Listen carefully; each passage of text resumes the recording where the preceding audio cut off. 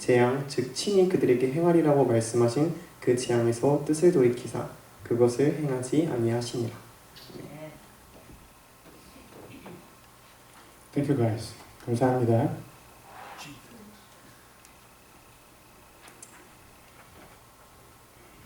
저는 오늘 하나님은 선교사이십니다라는 제목으로 요나서 3장을 설교하겠습니다. I will preach the book of Jonah, the third chapter, with the title of God is the missionary.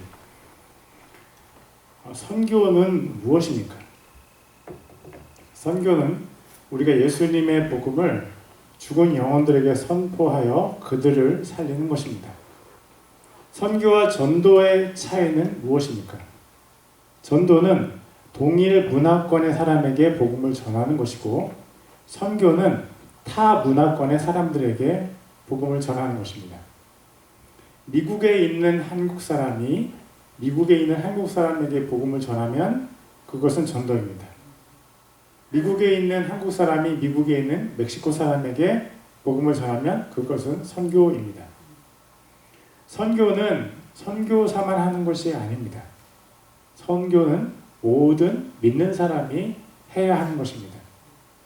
사도행전에서 보면 사도들만 선교하지 않았고 집사들도 선교했고 성도들도 선교했습니다.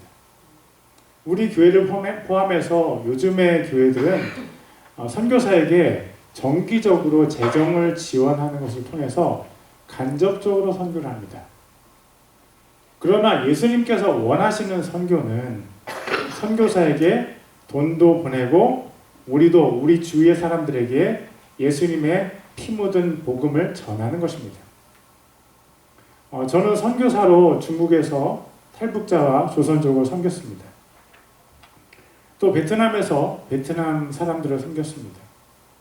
그들에게 복음을 전하고 그들도 선교할 수 있도록 가르쳤습니다. 그런데 제가 미국에 오고 나서는 좀채로 복음을 전할 기회를 갖지 못했습니다. 그러던 제가 드디어 이번 주에 복음을 전할 기회가 있었습니다. 8월 24일 저녁에 ACU에서 철치 페어가 있었습니다. 우리 교회는 다트 이렇게 던지는 거 있잖아요. 다트 게임기를 사가지고 학생들이 던지게 했고 점수에 따라서 준비한 스낵과 음료수를 나눠줬습니다. 그리고 그 학생들에게 우리 교회에 홍보를 했습니다. 그런데 그렇게 교회를 홍보하던 제 마음이 조금씩 불편해지기 시작했습니다. 제 마음이 불편해진 이유는 이것입니다. 제가 복음을 전하지 않고 우리 교회의 장점을 설명하고 있었기 때문입니다. 제가 해야 할 일은 복음을 전하는 것인데 그것은 하지 않고 교회에 오라고 학생들을 꼬시고 있었습니다. 여러분 생각해 보십시오.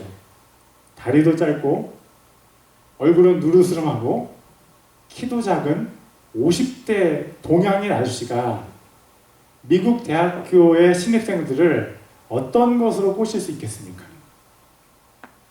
그렇다고 우리 교회가 가진 매력은 한국 음식과 한국 사람 외에는 별다른 것이 없지 않습니까? 저는 되지도 않을 일을 하고 있었습니다.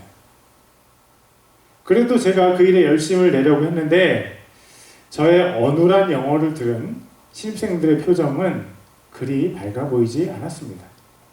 그러다가 옆 테이블에 있는 교회를 보니까 그 교회 사람들이 학생들과 즐겁게 이야기를 나누고 있는 것이 보였습니다.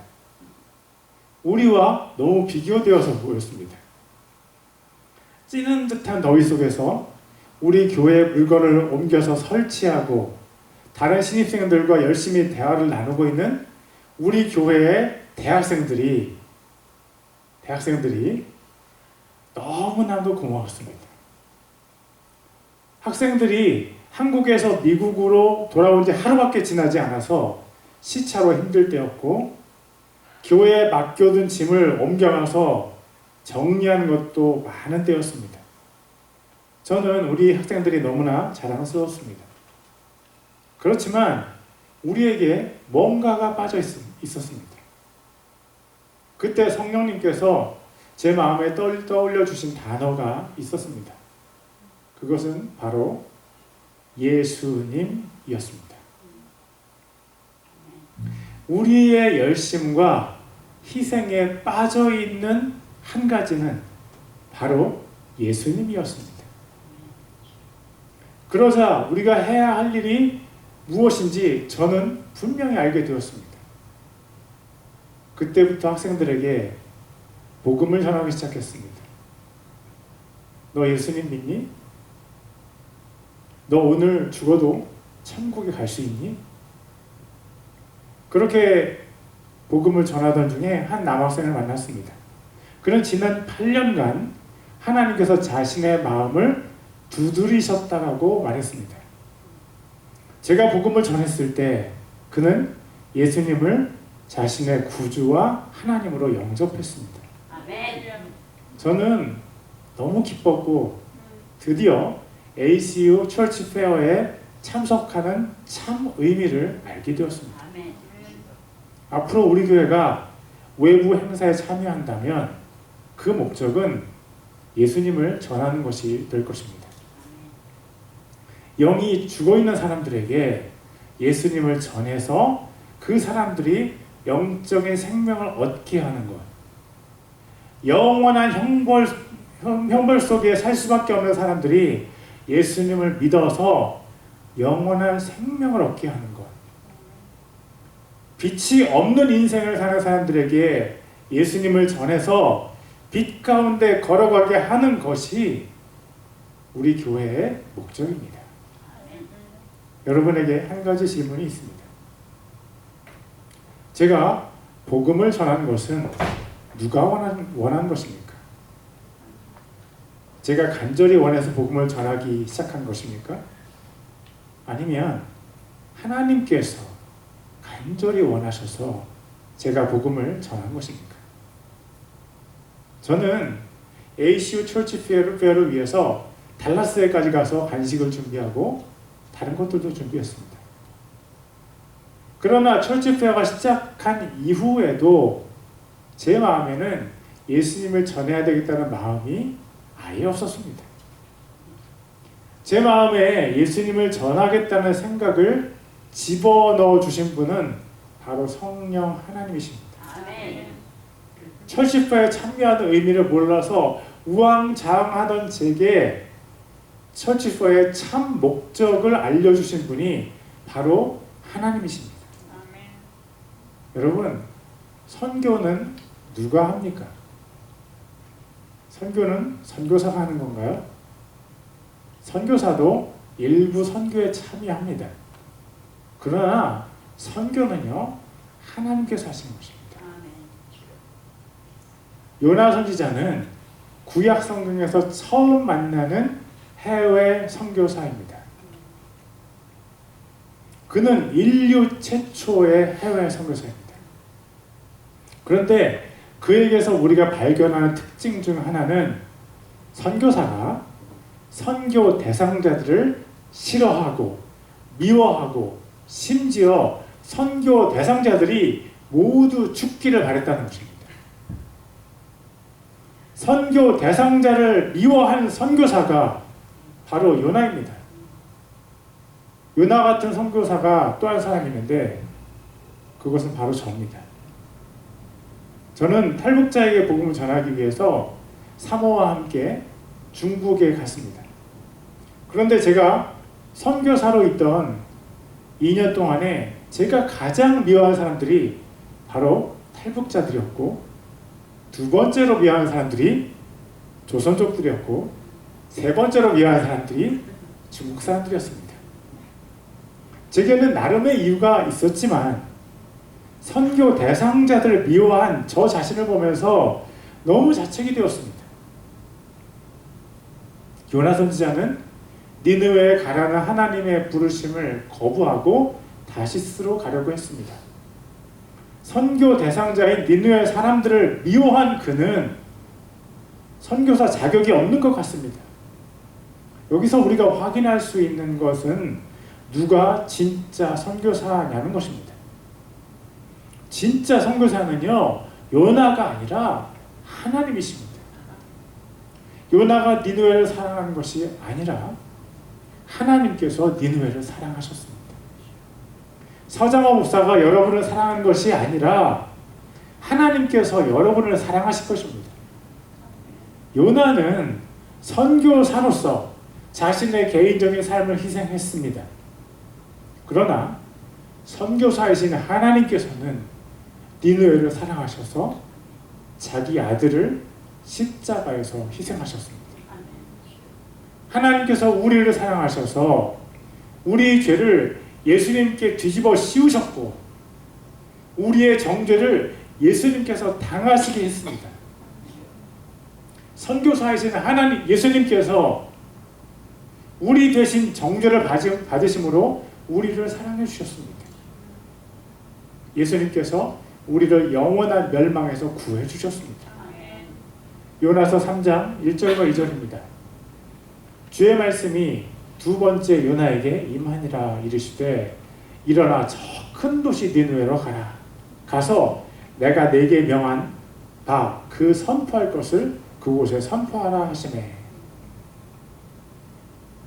요나는 니느웨로 가기를 거부했지만 하나님께서 요나를 니느웨로 보내기 원하셨습니다.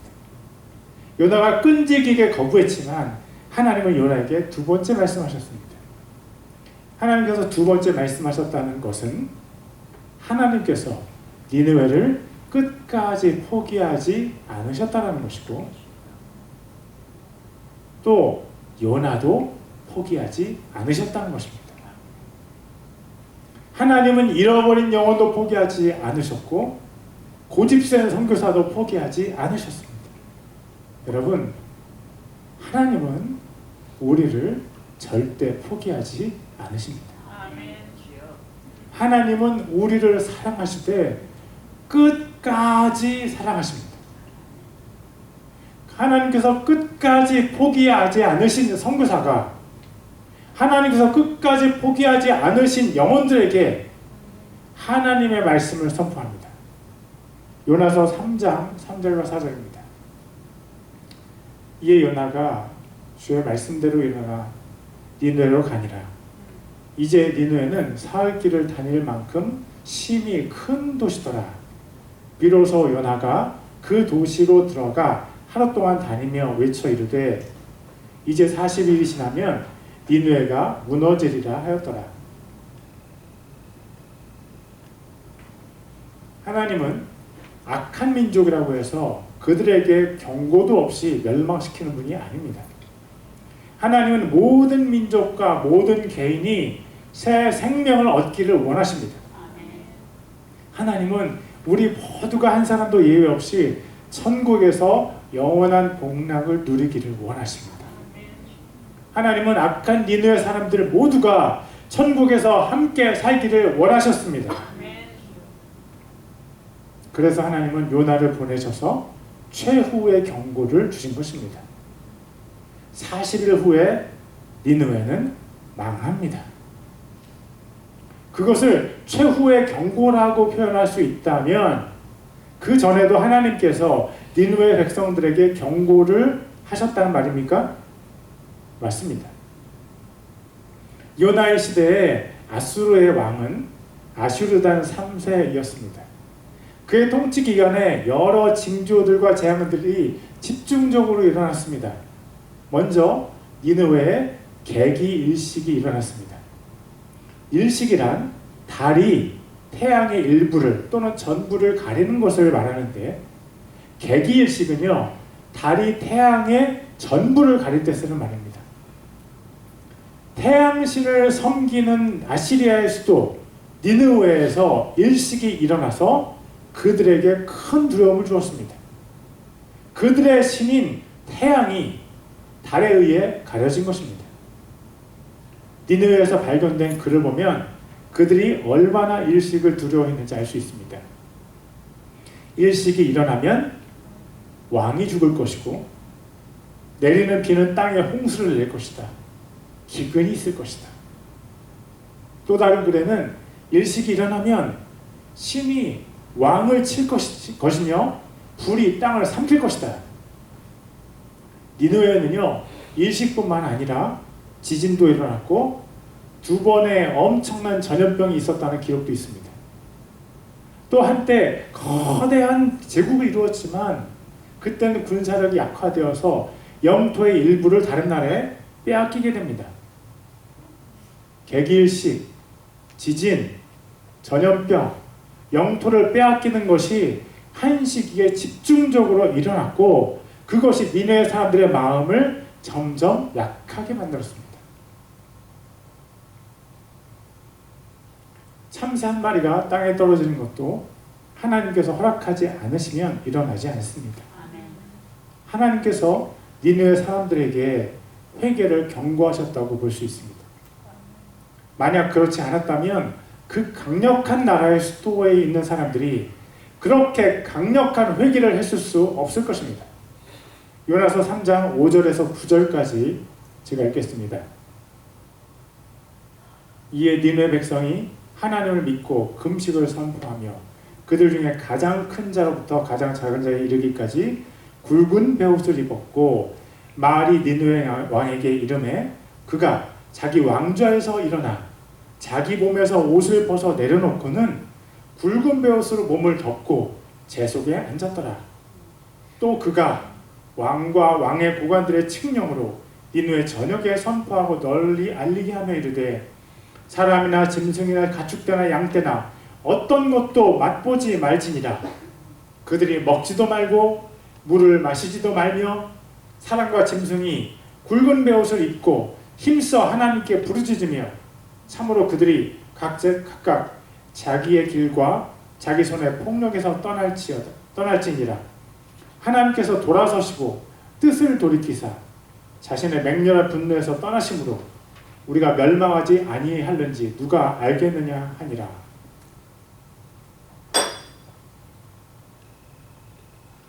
니느웨는 하나님의 마지막 경고에 반응하여 회개했습니다. 이집트는 하나님께서 주신 10번의 경고에도 회개하지 않아서 멸망을 당했는데 니느웨는 하나님의 마지막 경고에 자신의 악한 행위를 극단적으로 중단했습니다. 자신의 죄를 회개하는 것을 한 번도 하지 않았던 악한 나라가 왕부터 짐승까지 물도 마시지 않는 극단적인 금식을 했습니다. 그리고 자신의 죄를 인정했습니다. 미국도 하나님의 경고를 계속 받고 있습니다. 강력한 토네이도의 급격한 증가와 홍수와 고온 현상을 경험하고 있습니다. 나라, 기업, 그리고 가정의 경제는 나날이 어려워지고 있습니다. 이 나라에서 정의가 사라지고 거짓이 득세하고 있습니다. 미국 국경을 개방해서 어떤 해에는 70만 명 이상의 불법 체류자들이 미국에 들어왔고 그 중에는 미국의 적국인 이란과 중국의 군인같이 보이는 사람들도 포함되어 있습니다. 미국이라는 배가 폭풍우에 기웃동거리며 위험 신호를 보내고 있습니다. 우리는 이런 신호들을 어떻게 받아들여야 할까요? 그런 것들은 정치인들이 알아서 하는 것이고 우리는 우리 자신이 살 길만 찾아가면 될까요? 디모데전서 2장 1절과 2절을 읽겠습니다. 그러므로 내가 권면하노니 무엇보다 먼저 모든 사람을 위하여 간구와 기도와 중보와 감사를 드리되 왕들과 권위를 가진 모든 사람을 위하여 하라. 이것은 우리가 전적으로 하나님을 따르며 정직한 가운데 조용하고 평화로운 삶을 살고자 합니다. 다시 한번 읽겠습니다. 보면 왕들과 권위를 가진 모든 사람을 위하여 하라. It says, for kings and all who are in authority, we need to pray for them.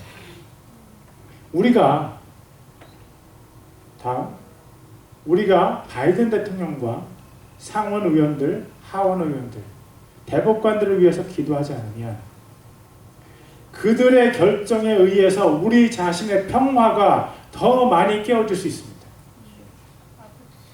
우리가 그들을 위해서 기도하지 않으면 악한 영들은 그들을 더 쉽게 이용해서 더 많은 악을 우리에게 끼칠 수 있습니다.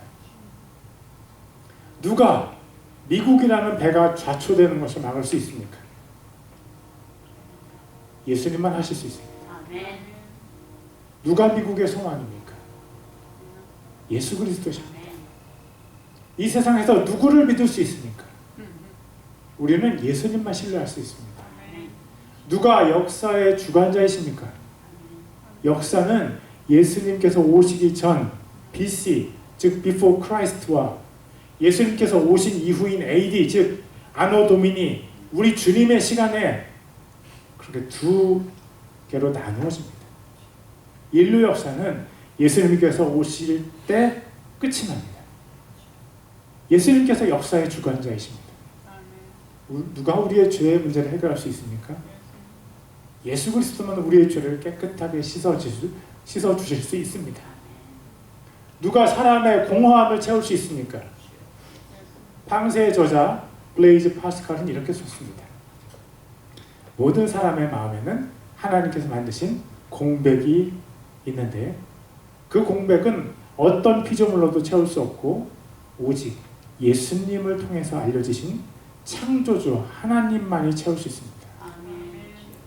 마음의 평안은 누가 줄 수 있습니까? 마음의 평안은 예수님만 주실 수 있습니다. 요한복음 14장 27절입니다. 내가 너희에게 평안을 남기노니 곧 나의 평안을 너희에게 주노라. 세상이 주는 것과 달리 내가 너희에게 주노니 너희는 마음에 근심하지도 말고 두려워하지도 말라. 누가 예수님을 가졌습니까? 하나님의 자녀들이 예수님을 가졌고 교회가 예수님을 가졌습니다. 교회가 깨어 기도하면 미국에 소망이 있습니다. 하나님의 자녀들이 미국을 위해서 회개하고 울며 기도하면 미국은 다시 살아날 수 있습니다. 유다왕 히스기야 때 아시리아가 북이스라엘을 멸망시켰습니다. 그 다음에 남쪽에 있는 유다의 수도 예루살렘을 포위했습니다. 그때의 유다의 왕 히스기야는 하나님께 기도했고 하나님의 천사가 아시리아 군대 18만 5천 명을 하룻밤에 몰살시켰습니다. 우리와 히스기야 왕의 공통점은 하나님께 기도할 수 있다는 것입니다. 우리가 기도하면 하나님께서 우리의 기도를 들으시고 미국을 다시 살려주실 것입니다. 니느웨 백성들이 자기 죄를 자백하며 회개했듯이 우리가 우리의 악한 죄를 회개하면서 기도하면 하나님께서 미국에 정하신 재앙을 내리지 않으실 것입니다. 요나서 3장 10절입니다. 하나님께서 그들이 행한 일, 곧 그들이 자기들의 악한 길에서 돌이킨 것을 보시고 재앙, 즉 친히 그들에게 행하리라고 말씀하신 그 재앙에서 뜻을 돌이키사 그것을 행하지 아니하시니라. 우리는 9월 6일부터 매주 수요일 저녁 7시에 부흥 기도회를 시작합니다. 우리가 한 마음으로 미국을 위해서 기도할 때 하나님께서 미국을 회복시키실 것입니다. 예수님께서 우리의 기도를 도우실 것입니다. 로마서 8장 34절입니다. 누가 정죄하리요? 죽으신 분은 그리스도시요. 참으로 다시 일어나신 분도 그리스도시니 그분께서는 하나님의 오른편에 계시며 또 우리를 위해 중보하시느니라. 우리 자신의 의로움을 의지해서 하나님 앞에 나아갈 수 없고 우리 자신의 공로로 하나님께 인정받을 수 없습니다. 그러나 우리는 낙심하지 않을 이유가 있습니다. 우리를 위해서 죽으신 우리 주 예수님께서 하나님 옆에 계시고 예수님께서 우리를 위해서 중보하고 계시기 때문입니다. 그렇기 때문에 우리가 하나님께 기도하고 하나님 앞에 나아갈 때 하나님께서 우리의 기도를 들으시는 것입니다. 하나님께서 우리의 기도를 우리를 받아주시는 이유는 우리를 사랑하시는 예수님께서 하나님 옆에서 우리를 변호하시고 계시기 때문입니다. 하나님께서 우리의 기도를 들으시는 것은 손과 발에 못자국이 난 예수님께서 우리를 위하시기 때문입니다. 그러므로 우리가 기도할 때 예수님의 이름을 부르고 예수님의 피를 뿌리며 예수님의 사랑을 의지합니다. 우리가 의지하는 예수님은 누구이십니까? 예수님은 유일하신 참 선교사이십니다. 요나는 선교사로서 한참 부족합니다. 이 세상에 어떤 훌륭한 선교사도 주 예수님 앞에 서면 부끄러울 수밖에 없는 죄인일 뿐입니다. 성자 하나님이신 예수님께서 진짜 사랑으로 자신을 희생하셨습니다. 니느웨처럼 악한 우리를 살리시기 위해서 하나님께서 직접 선교사가 되어서 이 땅에 오셨습니다.